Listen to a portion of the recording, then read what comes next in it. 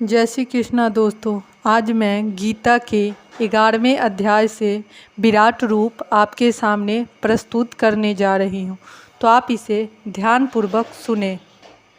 अर्जुन ने कहा, आपने जिन अत्यंत गूढ़ आध्यात्मिक विषयों का मुझे उपदेश दिया है उसे सुनकर अब मेरा मोह दूर हो गया है। इस अध्याय में कृष्ण को समस्त कारणों के कारण के रूप में दिखाया गया है, यहाँ तक कि वे उन महाविष्णु के भी कारण स्वरूप है जिनसे भौतिक ब्रह्मांडों का उद्भव होता है। कृष्ण अवतार नहीं है, वे समस्त अवतारों के उद्गम हैं। इसकी पूर्ण व्याख्या पिछले अध्याय में की गई है। अब जहाँ तक अर्जुन की बात है, उसका कहना है कि उसका मोह दूर हो गया है। इसका अर्थ यह हुआ कि वह कृष्ण को अपना मित्र स्वरूप सामान्य मनुष्य नहीं मानता, अपितु उन्हें प्रत्येक वस्तु का कारण मानता है। अर्जुन अत्यधिक प्रभुत्व हो चुका है और उसे प्रसन्नता है कि उसे कृष्ण जैसा मित्र मिला है, किंतु अब तक वह यह सोचता है कि भले ही वह कृष्ण को हरेक वस्तु का कारण मान ले, किंतु दूसरे लोग नहीं मानेंगे। अतः इस अध्याय में वह सबों के लिए कृष्ण की अलौकिकता स्थापित करने के लिए कृष्ण से प्रार्थना करता है कि वे अपना विराट रूप दिखलाए। वस्तुतः जब कोई अर्जुन की ही तरह कृष्ण के विराट रूप का दर्शन करता है तो वह डर जाता है, किंतु कृष्ण इतने दयालु हैं कि इस स्वरूप को दिखाने के तुरंत बाद वे अपना मूल रूप धारण कर लेते हैं। अर्जुन कृष्ण के इस कथन को बार बार स्वीकार करता है कि वे उसके लाभ के लिए ही सब कुछ बता रहे हैं। अतः अर्जुन इसे स्वीकार करता है कि यह सब कृष्ण की कृपा से घटित हो रहा है।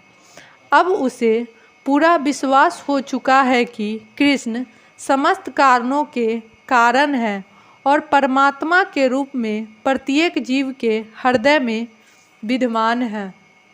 हे कमल नयन, मैंने आपसे प्रत्येक जीव की उत्पत्ति तथा लग के विषय में विस्तार से सुना है और आपकी अक्षय महिमा का अनुभव किया है।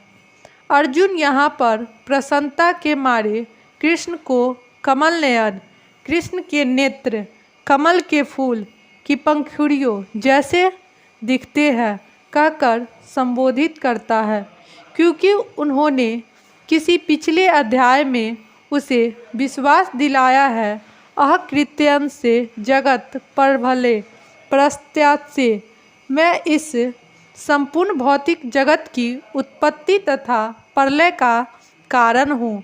अर्जुन इसके विषय में भगवान से विस्तार पूर्वक सुन चुका है। अर्जुन को यह भी ज्ञात है कि समस्त उत्पत्ति तथा प्रलय के कारण होने के अतिरिक्त वे इन सब को पृथक असंग रहते हैं। जैसा कि भगवान ने 9वें अध्याय में कहा है कि वे सर्वव्यापी है, तो भी वह सर्वत्र स्वयं उपस्थित नहीं रहते। यही कृष्ण का अचिंत्य ऐश्वर्य है, जिसे अर्जुन स्वीकार करता है कि उसे भली भांति समझ लिया है। जय श्री कृष्ण। हे पुरुषोत्तम, हे परमेश्वर, यद्यपि आपको मैं अपने सक्षम आपके द्वारा वर्णित आपके वास्तविक रूप में देख रहा हूँ, किंतु मैं यह देखने का इच्छुक हूँ कि आप इस दृश्य जगत में किस प्रकार प्रविष्ट हुए हैं। मैं आपके इसी रूप का दर्शन करना चाहता हूँ। भगवान कहते हैं कि उन्होंने अपने साक्षात स्वरूप में ब्रह्मांडल के भीतर प्रवेश किया है। यह दृश्य जगत संभव हो सका और चल रहा है। जहाँ तक अर्जुन का संबंध है, वह कृष्ण के कथनों से प्रोत्साहित है, किंतु भविष्य में उन लोगों को विश्वास दिलाने के लिए जो कृष्ण को सामान्य पुरुष सोच सकते हैं। अर्जुन चाहता है कि वह भगवान को उनके विराट रूप में देखे, जिससे वे ब्रह्मांड के भीतर से काम करते रहे। यद्यपि वे इससे पृथक है, अर्जुन द्वारा भगवान के लिए पुरुषोत्तम संबोधन भी महत्वपूर्ण है। चूँकि वे भगवान हैं, इसीलिए वे स्वयं अर्जुन के भी भीतर उपस्थित है। अतः वे अर्जुन की इच्छा को जानते हैं। वे यह समझते हैं कि अर्जुन को उनके विराट रूप का दर्शन करने की लालसा नहीं है, क्योंकि वह उनके साक्षात को देखकर पूर्णतः संतुष्ट है। किंतु भगवान यह भी जानते हैं कि अर्जुन अन्य को विश्वास दिलाने के लिए ही विराट रूप का दर्शन करना चाहता है। अर्जुन को इसकी पुष्टि के लिए कोई व्यक्तिगत इच्छा न थी।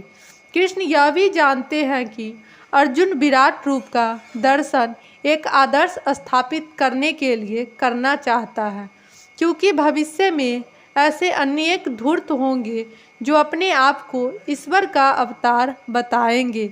अतः लोगों को सावधान रहना होगा।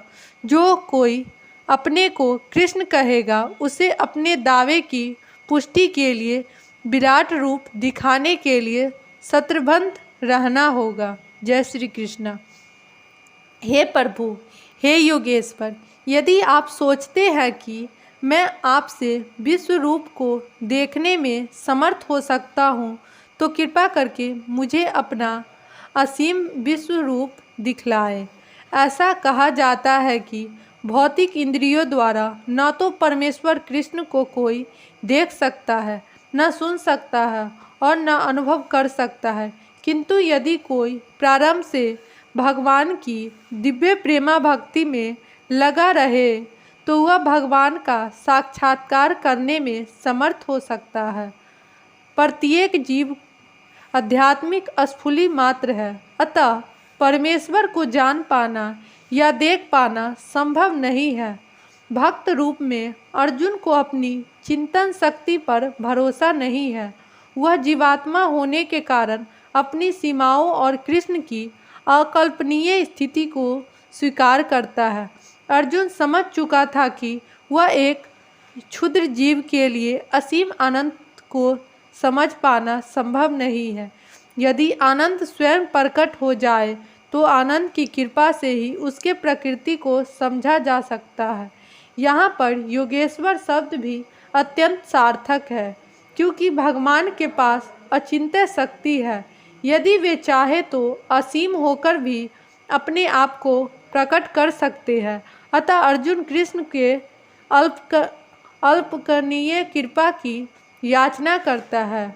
वह कृष्ण को आदेश नहीं देता जब तक कोई उनकी शरण में नहीं जाता और भक्ति नहीं करता। कृष्ण को अपने को प्रकट करने के लिए बाध्य नहीं है।